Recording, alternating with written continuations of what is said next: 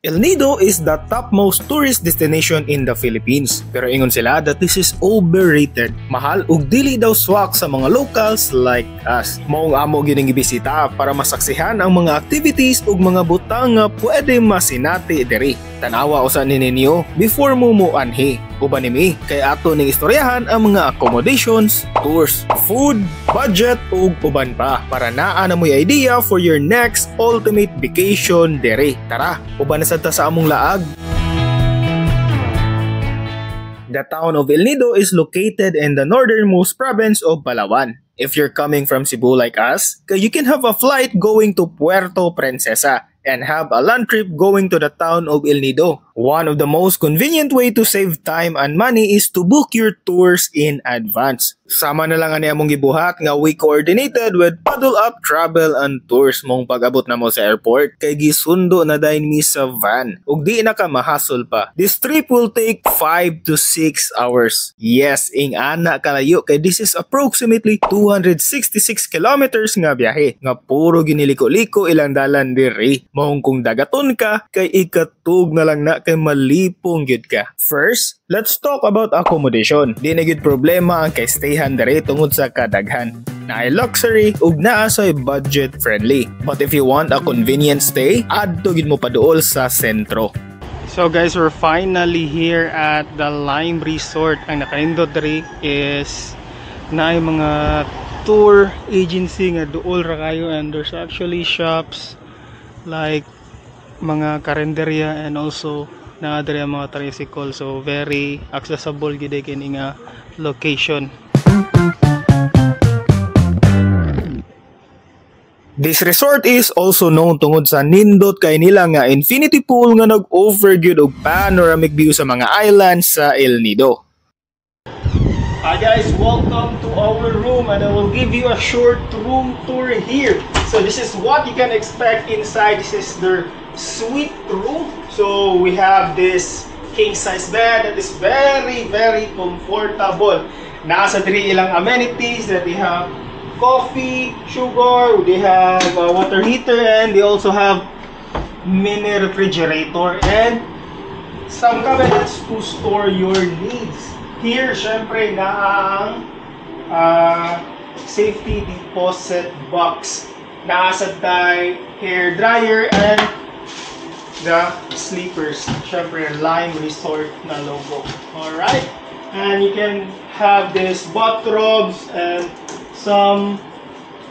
something that you can store for your things. And they also have this electric iron. Here is also very nice, spacious, and na sila sofa and working table. And one of the most highlights sa diri is ilang tablet. So this tablet is very convenient kay you can like control everything here. The details of the resort, you can call the front desk or concierge. You can actually like control the lights in the room using this one and also the television. Since this is a suite room, one of the most identical, ang naganahan sa nako is they have special message for us. So that is very personalized, as you can see. Mr. Clyde Stephenson Arhelio, handwritten by the resort resident manager. Thank you so much, Miss Yvette Cabanatuan. So guys, this is their comfort room and also very spacious. Syempre, they have hot and cold shower, and syempre they have bidet. Syempre they have bidet, and also they have a lot of amenities. Look at this one. So you have the dental kit, vanity kit, shaving kit, shower cup, lotion, and all the stuff. Daghan kay tanan, nindot jud kaayo, tanawa na siya. Alright, and one of the best thing is we have a balcony, and this is the best part. Look at this. Okay, here you have the very panoramic view of El Nido. And this is actually the island, the rock formations, the limestones, and here you have it. So guys, here you can enjoy free popcorn during the afternoon, and also ice cream just like this, soft ice cream.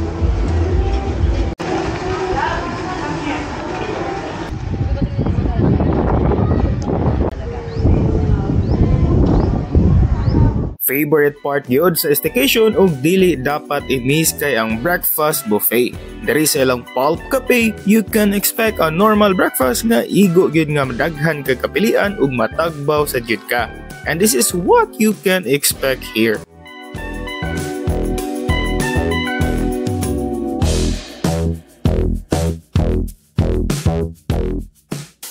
Basically, El Nido is all about island hopping. Mao gini ilang gipanghambog diri. Ang nindot gyud kaayo nga limestone formations ug daghan gyud kay nga islands ug islets.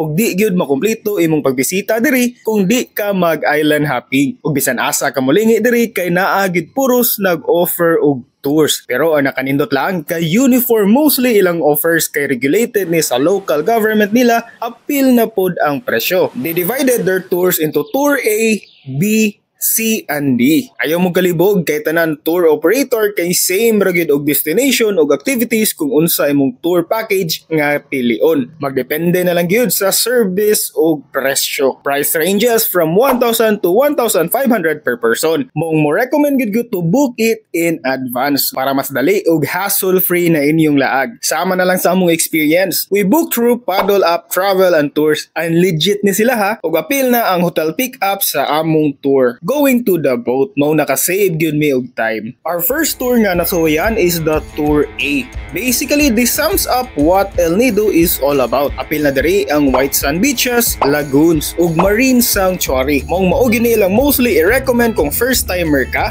or kanang gamay ra inyong stay dates diri. This is a joiner tour, so expect nga naa gyud mo lain makauban sa bangka. And mostly lain gyud nga nationality ha.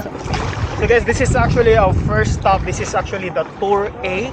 So we have a couple of stops, and the first is, this is the Big Lagoon. Muna lang ito, the Big Lagoon. There's actually, the activity here is kayaking. Then we'll pass through a little narrow, then naay lagoon sa sud.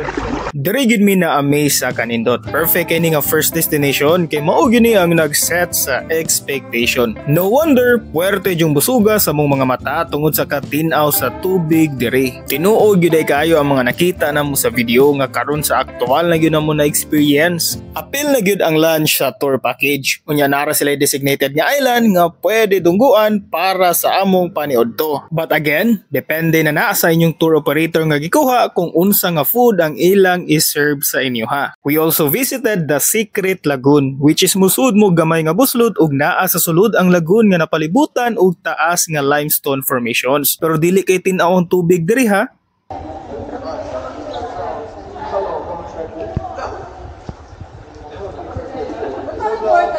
Apil usab diri ang snorkeling area kung asa makita ninyo ang protected marine sanctuary sa ilang lugar. Ug ang last part ani nga tour kay ang 7 Comando Beach. Diri na gyud mag-abot ang tanan. Diri na magtambay ang mga turista hangtod sunset. Taasan ni og shoreline ha ug napalibutan gini og coconut trees.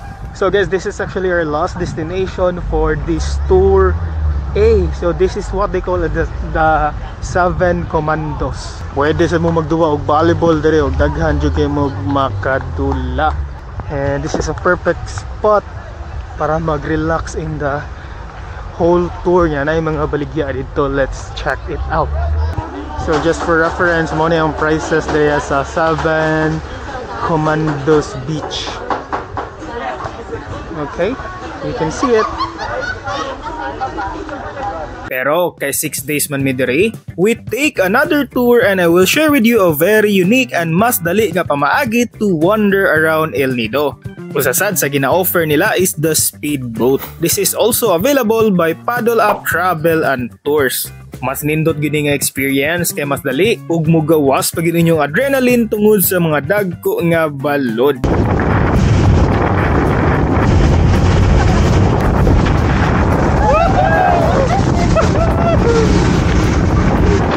This is a private tour mong pwede mo mobili sa mga lugar nga inyong bisitahon. Ug una gyud namong destinasyon kay ang Cathedral. Magical ni nga experience kay nindot kay ang cave sulod sa Osaka Island nila diri.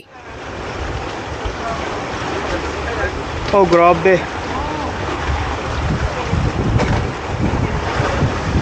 Sunod kay ang Snake Island. Usa sa ni sa ginadayo gyud diri tungod sa taas nga sandbar nga nagkonekta sa duha ka isla ug mura og bitin ang porma. Perfect gyud kay dagandagan diri samot na og low tide kay kita gyud kay ang sandbar.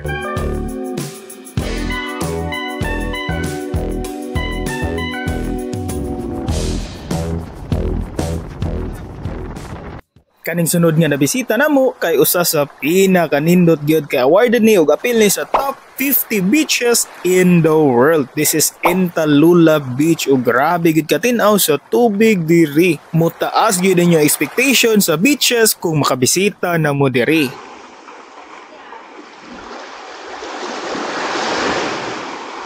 Apil sa mong giadto kay ang Kadlaw Lagoon. Usa sa activity nga mabuhat diri kay ang kayaking. This is one of the lagoons here in El Nido nga nindot og blue gyud kayo ang tubig. Nindot og mas ma-recommend ko ani nga tour kay mas convenient tungod sa kapaspas. Mas save gyud ninyo inyong oras ug naa pa gyud mo'y privacy. Mo diferensya gyud ang rates pero sulit na sad if kauban imong mga barkada or pamilya kay ma-divide ra sad ang bayad. Maong i-consider ni ninyo nga option compared sa traditional boat.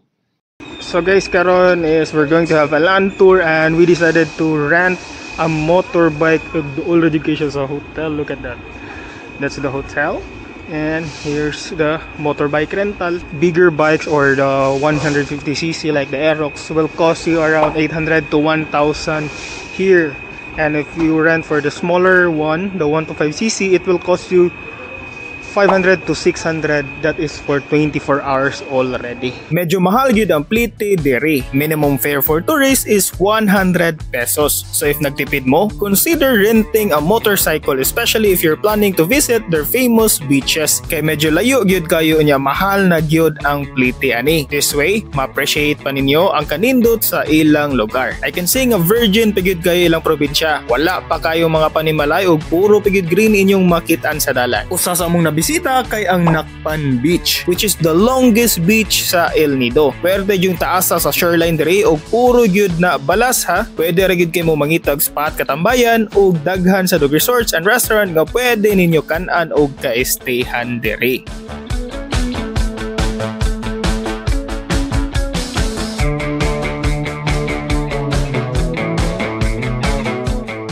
Amo usab gituyok ilang pinakalungsod. Na diri ang busy kay nga community. Diri ninyo makitaan ang mga restaurants, bar, shops ug uban pa. Basta kay mao gid ni ang pinakasentro. Na-amaze gid ko silang lungsod kay puwerteng ninduta kay napalibutan gyud og mga tag-as kayo nga rock formations. Hi guys, nata diri karon sa municipality of El Nido. So this is what you can see always in social media. And grabe good kanindot, and there's no justice in the video, in the photos. You need to see it in person to appreciate.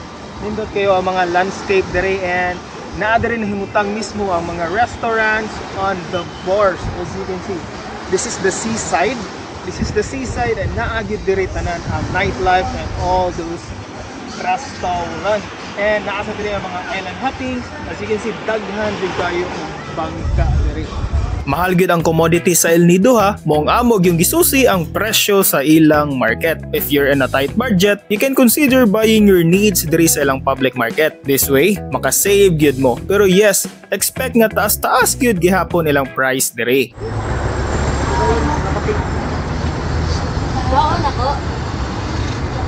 Sulit gyud kayo among laag diri sa El Nido. Makaingon ko gifted gyud kay ning lugara. Kay bisan asa kalingi kay busog gyud imong mata. Truly a paradise ug pang wallpaper gyud kayo ang kaanyag o postura ani. Unya diri na lang ni kutob. Punta nakatabang ni nga video para sa inyong sunod nga laag diri. Consider subscribing ha para daghan patag mahimo nga ingon ani. This is Clyde. See you in the next laag. Bye-bye.